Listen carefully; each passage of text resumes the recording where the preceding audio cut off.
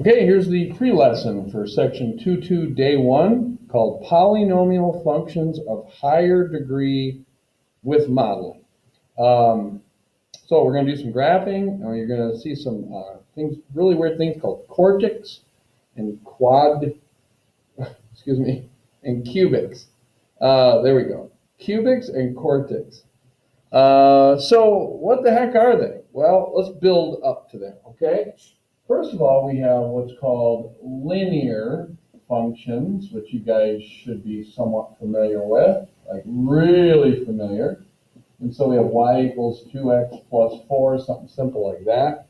Hopefully you guys can see it okay. Yeah, it looks all right. So let me hit focus, and hopefully that'll help, maybe. All right, so what I want you to understand is this is the equation of a line. So the highest power of each variable is a 1. I don't know if you've really thought about that.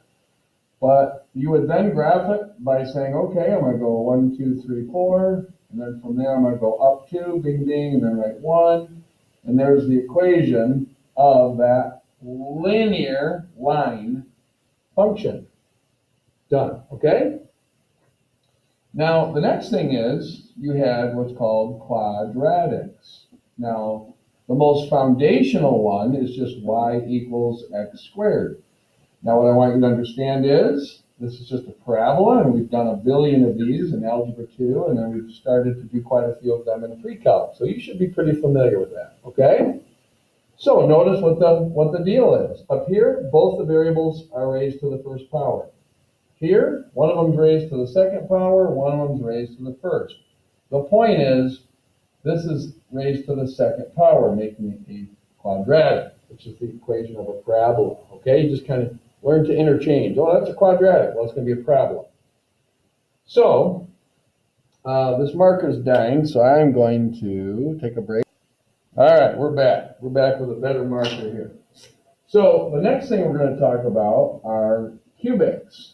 And we've done one where it's like f of x equals x cubed. Obviously, cubic means we're going to have the highest power is going to be a 3.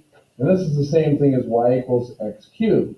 Now, what you guys are familiar with is it looks kind of like that, okay? If you put 0 in for x, you get 0 for y. If you put 1 in for x, you get 1 for y. If you put 2 in for x, you get 8. And that's why it goes screaming up. Negatives just kind of do the same thing on the other side. So if we go -2 in the x, we go down -8. Hopefully that makes sense. But you're going to be doing stuff like this. F of x equals 2 times x minus 3 cubed plus 2. Now, I don't need you to be precise about this, but I want you to notice something.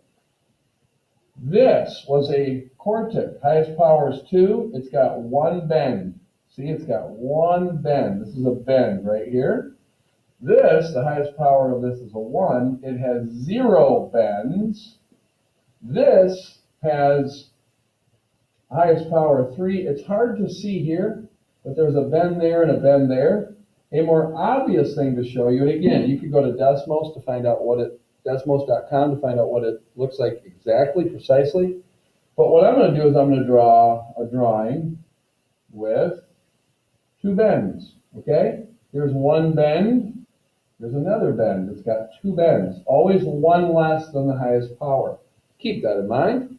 So then we've got these crazy things called quartics. A quartic, if you have a quad, you've got 4. So this is f of x equals x to the 4th.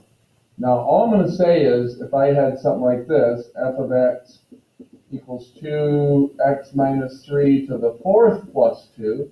See, my highest power is a 4, which means if I was to graph it, and again, this is a complete generalization. I have no idea what it looks like. But I know that it will have, just like this, 1, 2, 3. All right, so there we go, okay?